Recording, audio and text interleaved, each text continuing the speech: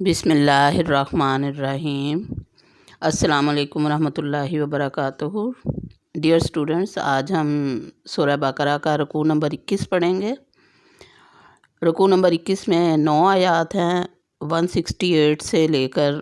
176 تک۔ شروع کرتے ہیں آج کا سبق۔ اعوذ باللہ من الشیطان الرجیم، بسم اللہ الرحمن الرحیم۔ یا ایھا الناس کلوا مما فی الارض حلالا طیبا ولا تتبعوا خطوات الشیطان انہ لکم عدو مبین۔ یا ایھا الناس، اے لوگو، کلو کھاؤ، مما اس میں سے جو، فی الارض زمین میں، حلالن حلال، طیباً پاکیزہ، ولا اور نہ، تتبعوا پیروی کرو، خطوات الشیطان شیطان کے نقش قدم کی، انہ بے شک وہ، لکم تمہارے لیے، عدو دشمن ہے، مبین کھلا۔ اللہ تعالیٰ فرماتے ہیں کہ لوگوں، زمین میں جتنی بھی حلال اور پاکیزہ چیزیں ہیں انہیں کھاؤ اور شیطانی راہ پر مت چلو، وہ تمہارا کھلا دشمن ہے۔ اب اس زمانے میں جو اہل کتاب تھے، یہودی اور عیسائی اور مشرکین، انہوں نے اپنے اوپر کچھ چیزوں کو حرام قرار دیا ہوا تھا، تو خود سے ہی حرام کر لی تھی، حالانکہ حلال و حرام تو سراسر اللہ کا حق ہے، اور اللہ تعالیٰ نے اصلاً ہر چیز حلال کی ہے، سوائے ان کے جو قرآن پاک میں حرام چند چیزیں حرام بیان کرتی ہیں۔ تو قرآن کا اصول ہے کہ حرام چیزیں بتا دی ہیں، باقی سب کچھ حلال ہے۔ تو اللہ تعالیٰ نے یہاں فرمایا ہے کہ زمین میں جتنی بھی حلال اور پاکیزہ چیزیں ہیں انہیں کھاؤ پیو، اور جو خود سے حرام نہ چیزوں کو قرار دو، یہ شیطانی عمل ہے، شیطان کے نقش قدم پر نہ چلو، وہ تو تمہارا کھلا دشمن ہے۔ تو اس میں اس کی تفصیل سورہ انعام اور سورہ مائدہ میں آتی ہے، حلال و حرام کا ذکر، حلال و حرام کے موضوع اور مباحث سورۃ الانعام اور سورۃ المائدہ میں۔ سورۃ المائدہ میں بھی اللہ تعالیٰ نے وہ فرمایا ہے کہ یہ لوگ اہل کتاب جو تھے اور جو مشرکین تھے، انہوں نے جیسے اونٹ کا گوشت انہوں نے اپنے اوپر حرام قرار دیا ہوا تھا یہودیوں نے، اور جو مشرکین تھے انہوں نے بھی کچھ جانور ایسے بنائے ہوئے تھے، جیسے کسی کے کان کاٹ دیے، کسی کو ویسے ہی چھوڑ دیا چرنے کے لیے، جی یہ حرام ہے، اس کو استعمال نہیں کرنا، سواری نہیں کرنی، خود سے ہی بنا لیے ہوئے تھے انہوں نے اپنے طریقے۔ تو جیسے قرآن نے سورہ مائدہ میں فرمایا، بحیرہ، صائبہ، وسیلہ، یہ نام انہوں نے مختلف رکھے ہوئے تھے جانوروں کو کہ اس قسم کے جانور جو ہیں وہ حرام ہیں، حالانکہ اللہ تعالیٰ نے ایسی کوئی قرآن میں سند نازل نہیں فرمائی، اور نہ کسی بھی کتاب میں نہیں ہے، نہ تورات میں، نہ انجیل میں، نہ قرآن پاک میں، یہ خود سے ہی انہوں نے بنا لیے تھے۔ تو خود سے تو کوئی کام انسان نہیں کر سکتا نا، انسان تو اللہ تعالیٰ کا پابند ہے، اللہ کے حکموں کا، اللہ کا بندہ ہے، تو اللہ نے جو احکام دینے ہیں اس پہ ہم نے عمل کرنا ہے، ہم نے اپنی طرف سے کوئی حکم نہیں، کوئی چیز شامل نہیں کرنی ہوتی زندگی گزارنے کے لیے یا دین میں۔ تو جو اللہ جس طرح چاہے اس طرح کرنا ہوتا ہے، جو چیزیں اللہ نے حلال قرار دی ہیں ان کو استعمال کرنا ہے، جو حرام ہیں ان کو قطعی حرام ہے، ان کو ہم استعمال نہیں کر سکتے۔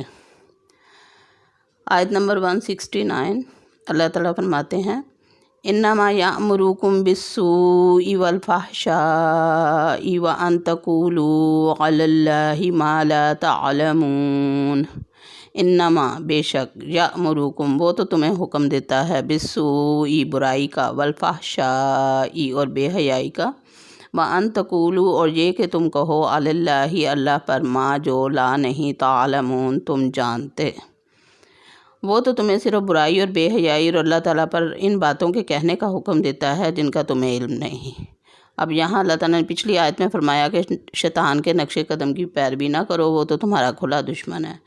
اور یہاں اللہ تعالیٰ نے مزید وضاحت کی کہ وہ تو تمہیں برائی کا حکم دیتا ہے اور بے حیائی کا حکم دیتا ہے،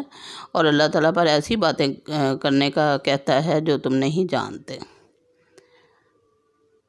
آیت نمبر 170، اللہ تعالیٰ فرماتے ہیں،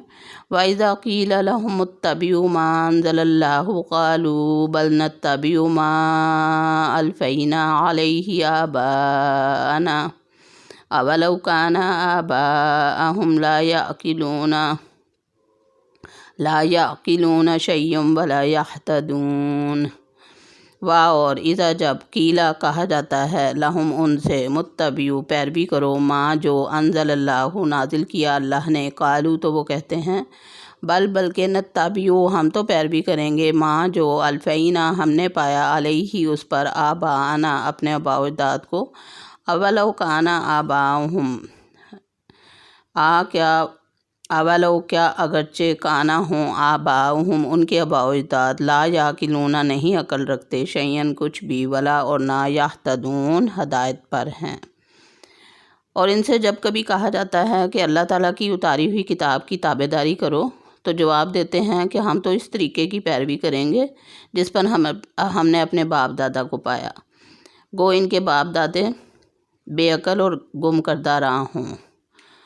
تو جب اللہ تعالیٰ فرماتے ہیں کہ جب ان سے اللہ کے نبی فرماتے تھے کہ تم جو اللہ نے نازل کیا ہے اس پر ایمان لاؤ، اس کی پیروی کرو، تو آگے سے جواب ملتا تھا کہ ہم تو اس کی پیروی کریں گے جو ہمارے آباء و اجداد نے ہمیں بتایا ہے، جس پر ہم نے اپنے آباء و اجداد کو عمل کرتے پایا ہے۔ جیسے حضرت ابو طالب تھے نا، جب ان کی وفات کا وقت آیا تھا تو ان کے ارد گرد ان کے جو کفار تھے وہ بیٹھے ہوئے تھے، کافروں کے سردار بیٹھے ہوئے تھے دو، اور نبی پاک صلی اللہ علیہ وسلم انہیں کہہ رہے تھے اے میرے چچا آپ کلمہ پڑھ لیجئے، اور وہ کافر جو تھے سردار وہ کہہ رہے تھے کہ ابو طالب تم اپنے دین کو مت چھوڑنا، تم اپنے آباء و اجداد کے دین کو کیسے چھوڑ سکتے ہو؟ تو اسی بحث میں ان کی ڈیتھ ہو گئی تھی اور انہوں نے اس کلمہ نہیں پڑھا تھا۔ تو اسی طرح سارے مشرکین اور کافر یہی کہتے تھے کہ ہم تو جو ہمارے آباء و اجداد کرتے رہے ہم تو وہی کریں گے۔ تو بس ان کی ڈھٹائی تھی اور سرکشی تھی ان کی۔ اللہ تعالیٰ فرماتے ہیں اگرچہ ان کے آباء و اجداد جو ہیں کچھ بھی عقل نہیں رکھتے اور نہ ہی وہ راہ راست پہ ہیں۔ آیت نمبر 171 وَمَثَلُ الَّذِينَ كَفَرُوا كَمَثَلِ الَّذِي يَنْعِقُ بِمَا لَا يَسْمَعُ إِلَّا دُعَاءً وَنِدَاءً صُمٌّ بُكْمٌ عُمْيٌ فَهُمْ لَا يَعْقِلُونَ۔ وَمَثَلُ الَّذِينَ اور مثال ان لوگوں کی جو کفروا کافر ہوئے، کمثلی مانند مثال الذی جو ینعق پکارتا ہے، بما جو لا یسمع نہیں سنتا، الا سوائے دعاءً بلانا، ونداءً اور آواز پکارنا، صم بکم عمیٌ بہرے ہیں، گونگے ہیں اور اندھے ہیں، فہم لا یعقلون پس وہ عقل نہیں رکھتے۔ کفار کی مثال ان جانوروں کی طرح ہے جو اپنے چرواہے کی صرف پکار اور آواز ہی کو سنتے ہیں، سمجھتے نہیں۔ وہ بہرے، گونگے اور اندھے ہیں، انہیں عقل ہی نہیں۔ یعنی اللہ کے نبی صلی اللہ علیہ وآلہ وسلم ان کو اور اہل ایمان ان کو سمجھا رہے ہیں، مشرکین مکہ کو اور اہل کتاب کو اللہ کا پیغام دے رہے ہیں اور دین کی بات سمجھا رہے ہیں، لیکن وہ سمجھنے پہ تیار ہی نہیں ہیں۔ تو ان کی مثال اللہ پاک نے دی کہ ان کی مثال ان جانوروں کی طرح سے ہے جن کو ان کا مالک بلاتا رہے تو ان کو سوائے آواز کے کچھ سمجھ نہیں آتا، بات نہیں سمجھتے، وہ صرف آواز ہی ان کو سنائی دیتی ہے کہ کوئی پکار رہا ہے، کوئی بلا رہا ہے، لیکن سمجھتے نہیں ہیں۔ تو اللہ تعالیٰ فرماتے ہیں کہ وہ بہرے ہیں، گونگے ہیں اور اندھے ہیں، یعنی وہ سنتے تو ہیں لیکن حق بات نہیں سنتے، وہ بولتے تو ہیں لیکن حق بات نہیں کہتے، وہ دیکھتے تو ہیں لیکن حق انہیں نظر نہیں آتا، تو اس لیے کہ ان میں عقل ہی نہیں ہے اس چیز کی۔ آیت نمبر 172 یا ایھا الذین آمنوا کلوا من طیبات ما رزقناکم واشکروا للہ ان کنتم ایاہ تعبدون۔ یا ایھا الذین اے وہ لوگو جو آمنوا ایمان لائے ہو، کلو کھاؤ، من طیباتی پاکیزہ چیزوں میں سے، ما رزقناکم جو ہم نے تمہیں دیں، واشکروا اور شکر ادا کرو، للہ اللہ کا، ان اگر تم ہو، ایاہ صرف اسی کی، تعبدون عبادت کرتے۔ اے ایمان والو، جو پاکیزہ چیزیں ہم نے تمہیں دے رکھی ہیں انہیں کھاؤ پیو اور اللہ تعالیٰ کا شکر کرو اگر تم خاص اسی کی عبادت کرتے ہو۔ تو اب اہل ایمان سے اللہ تعالیٰ کا خطاب ہے کہ تم لوگ وہ کام نہ کرنا جو اہل کتاب اور مشرکین مکہ نے کیا، بلکہ تم نے ان کے طریقے سے ہٹ کے اللہ کے طریقے کو اپنانا ہے۔ صبغۃ اللہ ومن احسن من اللہ صبغہ، اللہ کا رنگ اپناؤ، اس سے بہتر رنگ کس کا ہو سکتا ہے۔ تو اللہ تعالیٰ نے فرمایا کہ تم لوگ ان کی پیروی نہ کرنا، ان کے پیچھے نہ لگنا، بلکہ تمہیں جو حکم دیا جا رہا ہے وہ کرنا۔ اور حکم کیا دیا جا رہا ہے کہ تم وہ پاکیزہ چیزیں کھاؤ جو ہم نے رزق کے طور پر تمہیں دی، اور اللہ کا شکر ادا کرو کہ اللہ نے تمہیں پاکیزہ رزق دیا ہے، اگر تم صرف اسی کی عبادت کرتے ہو۔ آیت 173، انما حرم علیکم المیتۃ والدم ولحم الخنزیر وما اہل بہ لغیر اللہ فمن اضطر غیر باغ ولا عاد فلا اثم علیہ ان اللہ غفور الرحیم۔ انما بے شک، حرم حرام کیا، علیکم تم پر، المیتۃ مردار، والدم اور خون، ولحم الخنزیر اور خنزیر کا گوشت، وما اور جو اہلا پکارا جائے بھی اس پر، لغیر اللہ اللہ کے علاوہ، فمن اضطر پس جو کوئی مجبور ہو جائے، غیر باغن سرکش نہ ہو، ولا عادن نہ حد سے بڑھنے والا ہو، فلا اثم علیہ تو اس پر کوئی گناہ نہیں، ان اللہ بے شک اللہ تعالیٰ غفور الرحیم بخشنے والا رحم کرنے والا ہے۔ اللہ تعالیٰ فرماتے ہیں کہ تم پر مردہ اور بہا ہوا خون اور سور کا گوشت اور ہر وہ چیز جس پر اللہ کے سوا دوسروں کا نام پکارا گیا ہو حرام ہے۔ پھر جو مجبور ہو جائے وہ حد سے بڑھنے والا اور زیادتی کرنے والا نہ ہو، اس پر ان کے کھانے میں کوئی گناہ نہیں، اللہ تعالیٰ بخشش کرنے والا مہربان ہے۔ اب یہاں پہ اللہ تعالیٰ نے 4 حرام چیزوں کے بارے میں بتا دیا ہے۔ یہ آیت قرآن پاک میں کئی جگہ پہ آئی ہے، آگے جو سورہ مائدہ میں بھی ہے، سورہ انعام میں بھی، اور یہاں سورہ بقرہ میں بھی۔ تو یہاں پہ اللہ تعالیٰ نے 4 چیزوں کی ممانعت فرمائی ہے۔ پہلی چیز ہے المیتہ، مردار، جو جانور مر گیا ہو، جس کو ہم نے ذبح نہ کیا ہو بلکہ وہ خود بخود طبعی موت مر گیا ہو۔ اور پھر آگے سورہ مائدہ میں اس کی قسمیں بھی بتائی ہیں کہ جو چوٹ کھا کر مرا ہو، جو بلندی سے گر کر مرا ہو، جو سینگ کھا کر مرا ہو، اس طرح اللہ پاک نے بتائی ہیں، ان کی اقسام بتائی ہیں جانوروں کی جو مردار ہیں۔ پھر فرمایا والدم اور خون ہر قسم کا حرام ہے، بہتا ہوا بھی اور جمع ہوا بھی۔ اسی لیے ہمارے ہاں جو اللہ پاک نے ذبح کرنے کا حکم دیا ہے، نبی پاک صلی اللہ علیہ وسلم نے جس طرح ذبح کیا ہے، وہ جانور کی شارک کو کاٹا جاتا ہے تاکہ اس کے جسم سے سارا خون نکل جائے اور پھر وہ اس کو ذبح کیا جائے۔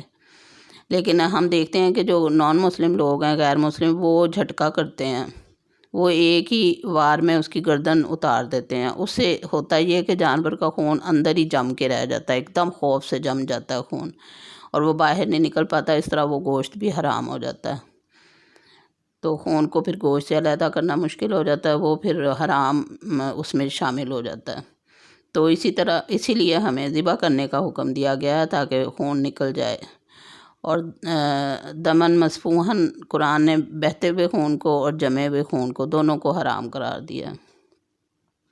ولحم الخنزیر، تیسری چیز جو ہے وہ سور کا گوشت ہے، خنزیر کا گوشت، اس کو بھی اللہ پاک نے حرام قرار دیا ہے۔ وما اہل بہ لغیر اللہ، اور جو ایسا جانور جس پر اللہ کے سوا کسی دوسرے کا نام لیا گیا ہو، جیسے بتوں کے نام پہ قربانی کرنا، بزرگوں کے نام پہ کرنا، جیسے لوگ کرتے ہیں کہ مزاروں پہ جا کے دیگیں دینی اور مزاروں پہ جا کے جانور قربان کرنے، تو یہ اگر تو ان کی نیت ہے کہ وہ اللہ کی خاطر کر رہے ہیں اور ثواب پہنچا رہے ہیں ان لوگوں کو، پھر تو ٹھیک ہے۔ لیکن یہ کام وہ گھر بیٹھ کے بھی کر سکتے ہیں کہ اگر اپنے گھر میں ہی وہ جانور ذبح کر کے لوگوں کو کھلا دیں، بانٹ دیں اور اس کا ثواب پہنچا دیں ان بزرگوں کو، تو وہ جائز ہے۔ لیکن آستانوں پہ جا کے اور اس طرح جانوروں کو ان کے نام پہ ذبح کرنا یہ حرام ہے۔ تو اللہ تعالیٰ نے فرمایا کہ جن پر اللہ کے سوا کسی اور کا نام لیا گیا ہو وہ کھانا بھی حرام ہے۔ فمن اضطر غیر باغ ولا عاد فلا اثم علیہ، پس جو کوئی مجبور ہو جائے وہ سرکش نہ ہو اور نہ ہی زیادتی کرنا حد سے بڑھنے والا ہو، تو اس پر کوئی گناہ نہیں۔ اب فقہاء کرام کہتے ہیں کہ اس آیت سے مراد یہ ہے کہ جو بھوک سے مر رہا ہے اگر کوئی بندہ، بہت ہی غربت ہے اور بہت ہی بے سر و سامانی کا عالم ہے اور اس کو کچھ کھانے کو نہیں مل رہا، تو اس کے لیے جائز ہے کہ وہ ان چیزوں میں سے کوئی کھا لے، ان چاروں میں سے نہیں بلکہ زیادہ یہ مردار اور خنزیر کے بارے میں ہی آتا ہے کہ مردار بھی وہ کھا سکتا ہے، لیکن اتنا جس سے کہ اس پہ زندگی اس کی باقی رہے، زندگی بچ جائے اس کی۔ یہ نہیں ہے کہ خوب شوق سے زیادہ کھانا اور مزے سے کھانا، یہ جائز نہیں ہے، بلکہ صرف اتنا کھائے جس سے زندگی کی رمق باقی رہ جائے۔ تو مردار اور خنزیر اس صورت میں جائز ہے کھانا، لیکن یہ کہ اس کے ذہن میں یہ، دل میں یہ نہ ہو کہ وہ بغاوت کر رہا ہے اللہ کے حکم سے، یا یہ کہ وہ حد سے بڑھنے والا ہو، تو یہ اللہ تعالیٰ کو پسند نہیں ہے۔ پھر اللہ تعالیٰ تو دلوں کے حال جانتا ہے، تو اللہ تعالیٰ نے فرمایا کہ فلا اسم علیہ، تو ان لوگوں پر پھر کوئی گناہ نہیں ہے کہ اگر وہ مردار یا خنزیر کھا لیتے ہیں تو۔ ان اللہ غفور الرحیم، بے شک اللہ بخشنے والا رحم کرنے والا ہے۔ آیت نمبر 174، ان الذین یکتمون ما انزل اللہ من الکتاب ویشترون بہ ثمنا قلیلا اولئک ما یاکلون فی بطونہم الا النار ولا یکلمہم اللہ یوم القیامۃ ولا یزکیہم ولہم عذاب علیم۔ ان الذین، بے شک وہ لوگ جو یکتمون چھپاتے ہیں، ما جو انزل اللہ نازل کیا اللہ نے، من الکتاب کتاب میں، ویشترون اور وہ فروخت کرتے ہیں، بھی بدلے اس کے، ثمناً قلیلاً تھوڑی قیمت کے بدلے فروخت کرتے ہیں۔ اولئک، یہی وہ لوگ ہیں، ماں جو یاکلون کھاتے ہیں، فی میں، بطونہم اپنے پیٹوں میں، الا سوائے، النار آگ، ولا اور نہ، یکلمہم اللہ کلام کرے گا ان سے اللہ، یوم القیامت قیامت کے روز، ولا اور نہ، یزکیہم انہیں پاک کرے گا، وَلَهُمْ اور ان کے لیے، عذاب علیم، عذاب ہے دردناک۔ اللہ تعالیٰ فرماتے ہیں کہ بے شک جو لوگ اللہ تعالیٰ کی اتاری ہوئی کتاب کو چھپاتے ہیں اور اسے تھوڑی سی قیمت پر بیچتے ہیں، یقین مانو کہ یہ اپنے پیٹ میں آگ بھر رہے ہیں۔ قیامت کے دن اللہ تعالیٰ ان سے بات بھی نہیں کرے گا اور نہ انہیں پاک کرے گا، بلکہ ان کے لیے دردناک عذاب ہے۔ تو جو لوگ اللہ کی کتاب میں جو احکامات دیے گئے ہیں حلال و حرام کے ضمن میں ہی ہم اگر سمجھ لیں، تو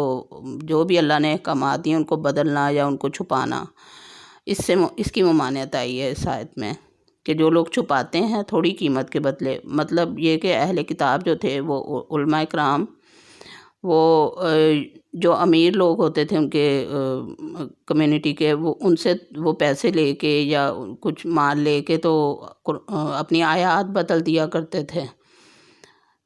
تورات کے احکامات کو بدل دیا کرتے تھے۔ جیسے اللہ تعالیٰ نے نبی پاک صلی اللہ علیہ وسلم کے بارے میں تورات میں بتایا کہ آخری نبی آئیں گے،